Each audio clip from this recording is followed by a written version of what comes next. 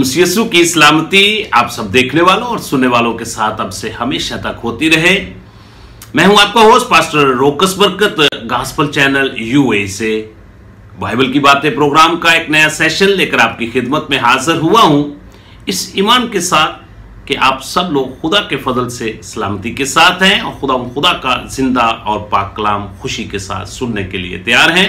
मेरे अजीजों, आज का हमारा जो मौजू है, जो हमारा टॉपिक है, रूह कुद्दस की नेमतें, उसकी दूसरी एपिसोड है, उसका दूसरा हिस्सा है जो हम कलाम मुकद्दस में से मिलकर सीखने की कोशिश करेंगे। मेरे अजीजों, जब खुदा की तरफ से आपको खिदमत का काम सौंपा गया है या खिदमत की नेमत आपको मिली है, तो फिर खुदा की तरफ से रूह कुद्दस की नेमतें आपको इनाम में मिलती हैं। सो आज हम इन नेमतों के तल्लक से चंद बातें सीखने की कोशिश करेंगे कि रूह कुद्दस की कितनी नेमतें हैं जो हर खिदमत गुजार को मिलती हैं, हर उस बेटे और बेटी को मिलती हैं जो खुदावंद यीशु मसीह को अपना शख्सी नजात दहिंदा कबूल कर लेता है। आइए मेरे साथ मिलकर कलाम मुकद्दस को खोलें।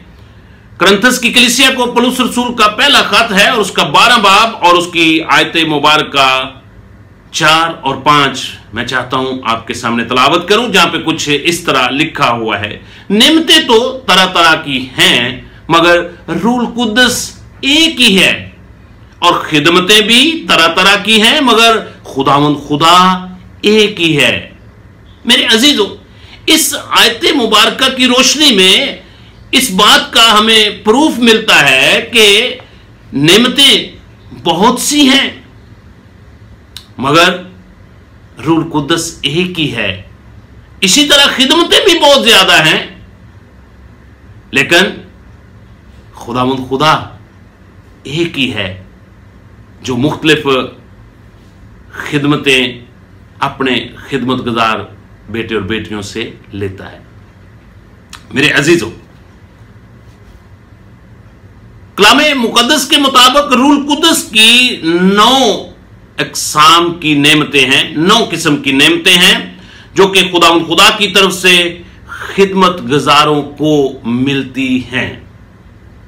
अगर आपके पास बाइबल मुकद्दस मौजूद है तो जरूर अपने हाथ में लें और मेरे साथ मिलकर करंथस की कलीसिया को पौलुस रसूल का खत, पहला खत और उसका 12 बाब और उसकी आयत मुबारका 8 और 9 को हम तलावत करते हैं, जहां पे कुछ इस तरह लिखा हुआ है। क्योंकि एक ही रूह के वसीला से हिकमत का कलाम अनायत होता है और दूसरे को उसी रूह कुद्दस की मर्जी के मुआफिक अलमियत का कलाम हासिल होता है। किसी को उसी रूह कुद्दस के से ईमान और किसी को उसी एक रूह कुद्दस के वसीला से शिफा देने की तौफीक अनायत होती है। किसी को मौजज़ों की कुदरत अनायत होती है, किसी को नबूवत की कुदरत अनायत होती है, किसी को रूहों का इम्तियाज, किसी को तरह तरह की ज़बानें बोलने का इम्तियाज, किसी को रूह ज़ुबानों का तर्जमा करने। लेकिन ये सब तस्वीरें वही एक रूह कुद्दस करता है, जिसको खुदा चाहता है, बांटता है। कलाम अक़दस का पढ़ा सुना जाना हम सब के लिए बाइस से बरकत हो। मेरे अजीजों, यहां पर इस पैसेज के मुताबिक, इस कलाम अक़दस के हिस्से के मुताबिक, यहां पर रूह कुद्दस से मिलने वाली नेमतों के नाम जो हैं वो तकरीबन 9 टाइप की नेमतें हैं जो मैं आपके गोशगुजार करना चाहता हूं। नंबर 1, किसी को रूह कुद्दस के वसीला से हिकमत का कलाम अनायत होता है। मेरे अजीजों, नंबर 2, किसी को रूह कुद्दस के वसीला से अलमियत का कलाम जो है वो खुदा की तरफ से अनायत होता है। यह भी एक खुदा की तरफ से दी हुई नेमत है। फिर नंबर 3, किसी को रूह कुद्दस के वसीला से शिफा देने की नेमत जो है खुदा की तरफ से अनायत होती है। और इसी तरह नंबर 4, किसी को रूह कुद्दस के वसीला से शिफा देने की कुदरत जो है खुदा की तरफ से अनायत होती है। इसी तरह नंबर 5, किसी को रूह कुद्दस के वसीला से मौजज़ात की नेमत अनायत होती है। फिर इसी तरह नंबर 6, किसी को रूह कुद्दस के वसीला से नबूवती कलाम जो है उस पर नाज़िल होता है। यह भी रूह कुद्दस की नेमतों में से एक खास नेमत है। इसी तरह नंबर 7, किसी को रूह कुद्दस के वसीला से रूहों का इम्तियाज करने की नेमत अनायत होती है। फिर इसी तरह नंबर 8, किसी को रूह कुद्दस के वसीला से गैर ज़बानें बोलने का नेमत जो है वो अनायत होती है। इसी तरह नंबर 9, किसी को रूह कुद्दस के वसीला से गैर ज़बानों का तर्जमा करने की कुदरत जो है खुदा की तरफ से अनायत होती है। मेरे अजीजों, आज सबसे पहले हम जिस नेमत के तल्लक से बातचीत करेंगे वो है नंबर 1। मेरे अजीजों, सबसे पहले हम हिकमत की नेमत की बात करते हैं। याद रखें, बाइबल मुकद्दस के अंदर लफ्ज हिकमत जो है ये पुराने अहदनामा में 150 मर्तबा हमें मिलता है, और जब हम नए अहदनामा में दाखिल होते हैं तो नए अहदनामा के अंदर इसी लफ्ज का जिक्र जो है वो 47 यानी 47 मर्तबा हमें मिलता है। फिर इसी तरह टोटल बाइबल मुकद्दस के अंदर इस लफ्ज हिकमत का जिक्र जो है वो हमें 197 मर्तबा मिलता है। पुराने अहदनामा में 150 मर्तबा, नए अहदनामा में 47 मर्तबा। टोटल बाइबल मुकद्दस में लफ्ज हिकमत जो है 197 मर्तबा हमें मिलता है। मेरे अजीजों, इसके लिए जो यूनानी जबान के अंदर लफ्ज इस्तेमाल हुआ है वो है सोफा, सोफा। और इसी तरह इसके लिए जो इब्रानी लफ्ज जो है इस्तेमाल हुआ है वो है केवा कोम, केवा कोम।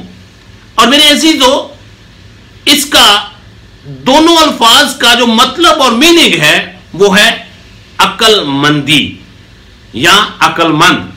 नंबर 2, इसका जो मतलब और मीनिंग है हिकमत का, जो इब्रानी और यूनानी जुबान के अंदर लफ्ज का मतलब है वो है महारत। फिर इसके लिए एक और इसके मानी है वो है जहानत रखने वाला, दानिशमंद। सुबह अजीजों, खुदा कदीम से इंसानों को अपने फजल से हिकमत अनायत करता आया है और करता है। जब हम खुरूज की किताब का मुतालिया करते हैं तो खुरूज की किताब और उसका 28 बाब और उसकी आयत मुबारक 3, और तू उन सब रोशन जमीरों से जिनको मैंने हिकमत की रूह से बरा है। सुबह अजीजों, ये हिकमत जो है ये खुदा की तरफ से एक नेमत है जो खुदा की तरफ से मिलती है कि वो हारून के लिए लिबास बनाए ताकि वो मुकद्दस होकर मेरे लिए काहन की खिदमत सरंजाम दे। इसी तरह जब हम खुरूज की किताब और उसका 31 बाब और उसकी आयत मुबारक 3 का मुतालिया करते हैं तो वहां पे लिखा हुआ है, और मैंने उसको हिकमत और फहम और इल्म और हर तरह की सनत में रूहे हक से ममूर किया है। मेरे अजीजों, ये हिकमत जो है ये खुदा की तरफ से एक गिफ्ट है, और ये हर शख्स, हर फर्द बशर इसको हासिल कर सकता है। मेरे अजीजों, जब हम खुरूज की किताब और उसका 35 बाब और उसकी आयत मुबारक 31 का मुतालिया करते हैं तो वहां पे कुछ इस तरह लिखा हुआ है, और उसने उसे हिकमत और फहम और दानिश और हर तरह की सनत के लिए रूह हक से ममूर किया। फिर इसी तरह जब हम खुरूज की किताब और उसका 36 बाब और उसकी 1 और 2 आयात मुबारक का मुतालिया करते हैं जहां पे कुछ इस तरह लिखा हुआ है, और पस बेजियल और एलियाब और सब रोशन जमीर आदमी काम करें जिनको खुदावंद खुदा ने हिकमत फहम से मालामाल किया है ताकि वो मुकद्दस इबादत के सब काम को खुदा के हुक्म के मुताबिक सरअंजाम दें। सो मेरे अजीजों, जब हम पुराने अहदनामा का मुतालिया करते हैं तो पुराने अहदनामा के अंदर भी खुदा ने अपने रूह कुद्दस के वसीला से बहुत सारे लोगों को मुख्तलिफ नेमतों से नवाजा हुआ था और वो आज भी उन नेमतों को जारी और सारी रखे हुए है। हर फर्दे बशर खुदा की रूह कुद्दस की नेमतों को हासिल कर सकता है। मैं आपकी तवज्जो एक और शख्सियत की तरफ दिलाना चाहता हूं। खुदा ने सुलेमान को हिकमत और दानिश अनायत की।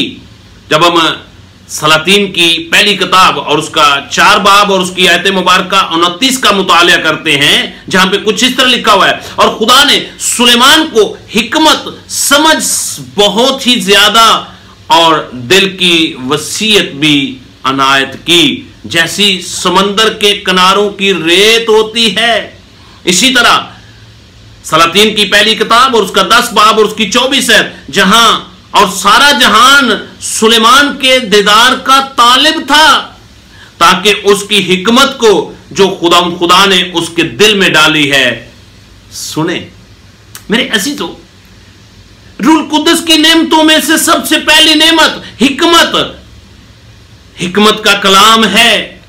हिकमत और दानिश की बातें हैं, जहानत रखने की सलाहियत है, और ये खुदा की तरफ से इनाम के तौर पर मिलती है।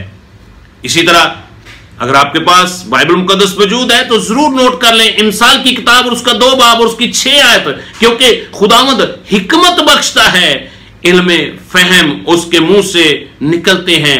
इसी तरह इमसाल की किताब और उसका 31 बाब और उसकी आयत मुबारका 26, उसके मुंह से हिकमत की बातें निकलती हैं, उसकी जुबान पर शफकत की तालीम है। जिसको रूह कुद्दस की नेमतें मिलती हैं, उसमें से हिकमत का जिसको कलाम मिलता है, फिर उसके मुंह से हिकमत की बातें निकलती हैं। दानियल नबी का सहीफा और उसका 5 बाब और उसकी आयत मुबारका 14, जहां पे कुछ इस तरह लिखा हुआ है, मैंने तेरी बाबत सुना है। वहां पर इकरार हो रहा है दानियल के सामने। उस वक्त का हाकिम आला ये इकरार कर रहा है, कहता है मैंने तेरी बाबत सुना है कि तू अल्लाहों की रूह तुझ में है और नूर और दानिश और कामल हिकमत तुझ में मौजूद है। मेरे अजीजों, जब खुदा की तरफ से हिकमत का कलाम आपको मिलता है, जब खुदा की तरफ से हिकमत और दानिश मिलती है, तो फिर बहुत से लोग आपकी तारीफ करते हैं। इसी तरह जब हम नए अहदनामा में दाखिल होते हैं तो पौलुस रसूल को खुदा की तरफ से हिकमत हासिल हुई थी। उसको ये हिकमत की नेमत खुदा की तरफ से मिली थी। जब हम मुकद्दस पतरस रसूल का दूसरा खत और उसका 3 बाब और उसकी आयत मुबारका 15 का मुतालिया करते हैं तो वहां पर कुछ इस तरह लिखा हुआ है, और हमारे खुदावंद के तहम्बल को नजात समझो, चनाचे हमारे प्यारे भाई पलूस ने उस हिकमत के मुआफिक जो उसे अनायत हुई तुम्हें यही लिखा है। यहां पर मुकद्दस पतरस रसूल जो है इस बात की तस्दीक करते हैं कि हजरत पलूस रसूल को खुदा की तरफ से हिकमत अनायत हुई थी। इसी तरह जब हम मुकद्दस यकूब का आम खत जो है उसका 3 बाब और उसकी आयत मुबारका 15 का मुतालिया करते हैं, जहां पे कुछ इस तरह लिखा हुआ है, ये हिकमत वो नहीं जो ऊपर से उतरती है बल्कि दुनियावी, नफसानी और शैतानी है। याद रखें, इंसानी हिकमत भी जो खुदा के रूह से नहीं मिलती है वो इंसानों की अपनी होती है।